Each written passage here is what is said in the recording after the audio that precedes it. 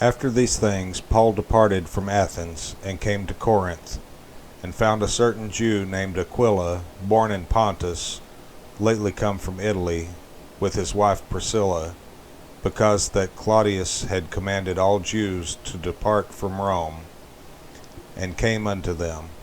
And because he was of the same craft, he abode with them and wrought, for by their occupation they were tent makers. And he reasoned in the synagogue every Sabbath, and persuaded the Jews and the Greeks. And when Silas and Timotheus were come from Macedonia, Paul was pressed in the Spirit, and testified to the Jews that Jesus was Christ. And when they opposed themselves and blasphemed, he shook his raiment, and said unto them, Your blood be upon your own heads. I am clean. From henceforth I will go unto the Gentiles. And he departed thence, and entered into a certain man's house, named Justus, one that worshipped God, whose house joined hard to the synagogue. And Crispus, the chief ruler of the synagogue, believed on the Lord with all his house, and many of the Corinthians hearing believed, and were baptized. Then spake the Lord to Paul in the night by a vision, Be not afraid, but speak, and hold not thy peace, for I am with thee, and no man shall set on thee to hurt thee, for I have much people in this city.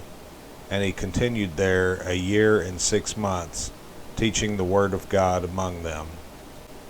And when Gallio was the deputy of Achaia, the Jews made insurrection with one accord against Paul, and brought him to the judgment seat, saying, This fellow persuadeth men to worship God contrary to the law.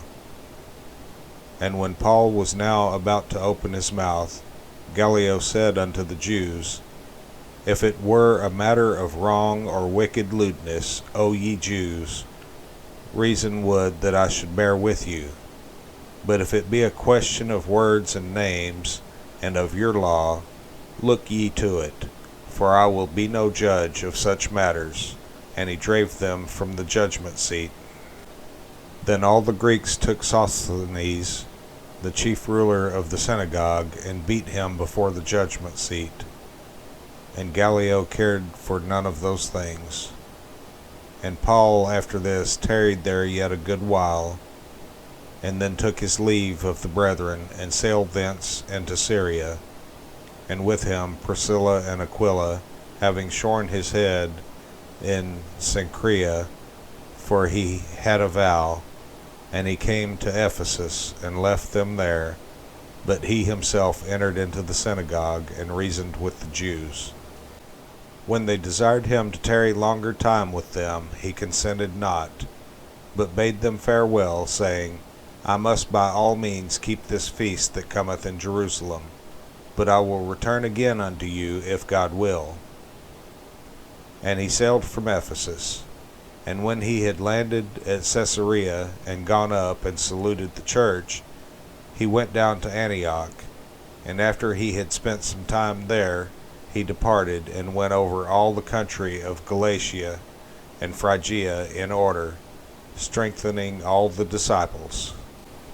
And a certain Jew named Apollos, born at Alexandria, an eloquent man, and mighty in the Scriptures, came to Ephesus. This man was instructed in the way of the Lord, and being fervent in the Spirit, he spake and taught diligently the things of the Lord, knowing only the baptism of John. And he began to speak boldly in the synagogue, whom when Aquila and Priscilla had heard, they took him unto them, and expounded unto him the way of God more perfectly. And when he was disposed to pass into Achaia, the brethren wrote, exhorting the disciples to receive him, who, when he was come, helped them much which had believed through grace. For he mightily convinced the Jews, and that publicly, showing by the Scriptures that Jesus was Christ.